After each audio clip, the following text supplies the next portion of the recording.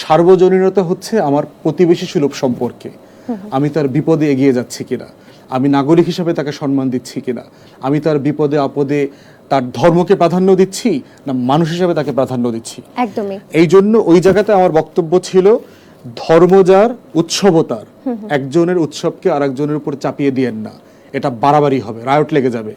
আর দ্বিতীয়ত হচ্ছে রাষ্ট্র সবার, সেখানে আমরা সবাই এক, আমরা সবাই নাগরিক বাংলাদেশের, কে কোন ধর্মের পূজারী অনুসারী কিচ্ছু যায় আসে না, কিন্তু বাংলাদেশের নাগরিক হিসাবে আমরা সবাই সমান এবং একজনের অধিকারে ক্ষুণ্ণ হওয়ার প্রশ্নে আরেকজন এগিয়ে আসবে।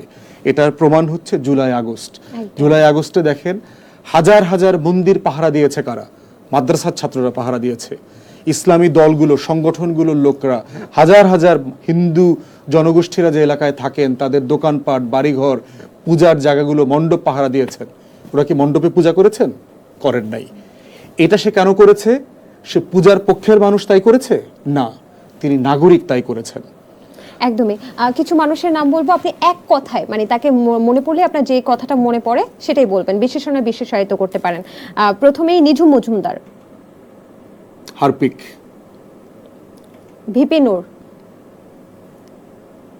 তরুণ প্রজন্মের কাছে বেশ পরিচিত একজন ছাত্রনেতা। হাজি সেলিম। বাটপার। সালমান এফ রহমান। শেয়ার বাজার লুণ্ঠনকারী, তবে উদ্যোক্তা হিসাবে অসাধারণ ভালো। রবীন্দ্রনাথ ঠাকুর। ব্রাহ্মণ, জমিদার, বর্ণবাদী, বাংলা ভাষার অন্যতম শ্রেষ্ঠ কবি। সাকিব আল হাসান। শেয়ার বাজার লুটপাট, গোল্ড ব্যবসার সাথে জড়িত, জুয়ারি, তবে অসাধারণ ক্রিকেট প্লেয়ার। নরেন্দ্র মোদী। হিন্দুত্ববাদী ফ্যাসিস্ট, বুচার অফ গুজরাট, গুজরাটের গণহত্যাকারী। মিহির আফরোজ শাওন। শিশু শিল্পী হিসেবে ভালোই ছিলেন, তবে আওয়ামী দালালিপনা শিখে গেছেন বেশ। তারেক রহমান। বাংলাদেশের সবচেয়ে বড় রাজনৈতিক দলের সবচেয়ে জনপ্রিয় নেতা।